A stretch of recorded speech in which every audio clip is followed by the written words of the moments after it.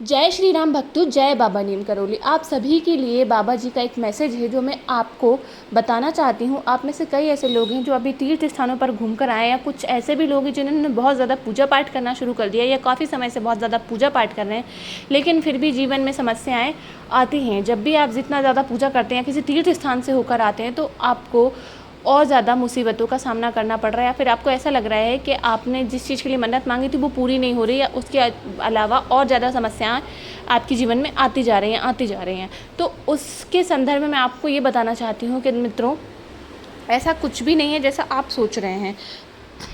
मनुष्य, हम ईश्वर की लीलाओं को नहीं जानते, और हमें ये भी नहीं पता कि हमने पिछले जन्मों में क्या क्या कर्म किए हैं।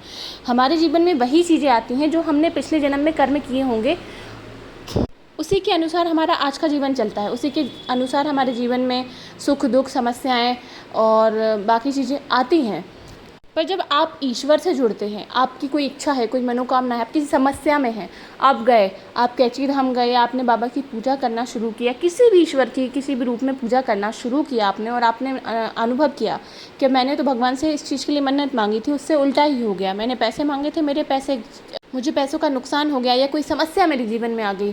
तो ऐसा नहीं है भक्तों। जब भी भगवान जब भी आपको कुछ बड़ा देना चाहते हैं, आपकी जीवन की सारी समस्याओं को, कठिनाइयों को ख़त्म करना चाहते हैं, तो उसमें बाधा जो बन रहे हैं आपके पुराने कर्म, ठीक है, आपके जो पूर्व कर्म हैं, वही आपकी तरक्की में, आपकी सफलता में बाधा बनते हैं।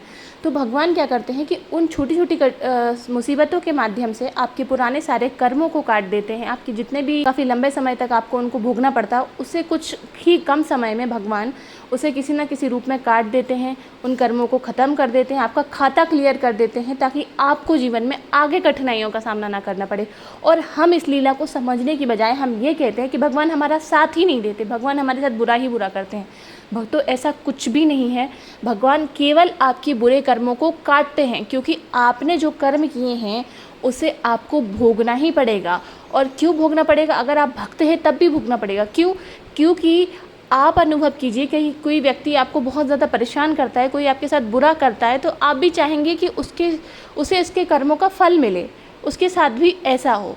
वैसा ही भक्तों हमारे साथ है। हम इस जन्म में भले ही कितने अच्छे, हमने कितने अच्छे कर्म किए, लेकिन हमें नहीं पता हमने पास्ट कर्मों में क्या क्या कर्म किए थे, क्या क्या किया था, किसका दिल दुखाया, किसके साथ बुरा किया।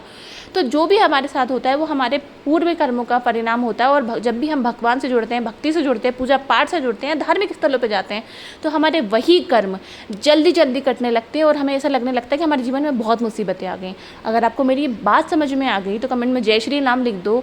और अगर आपकी कोई भी ऐसी कहानी है, कोई भी सक्सेस स्टोरी है जो भगवान से, बाबा से जुड़ी हुई है, या भगवान की किसी भी रूप से जुड़ी हुई है, आप स्वतंत्र हैं उसे कमेंट बॉक्स में लिखने के लिए। आप उसे कमेंट बॉक्स में लिखें ताकि मैं उसे अपने चैनल में फीचर कर सकूं। आप लोगों का बहुत बहुत धन्यवाद इस चैनल से जुड़े रहने के लिए। जय श्री राम, जय हनुमान।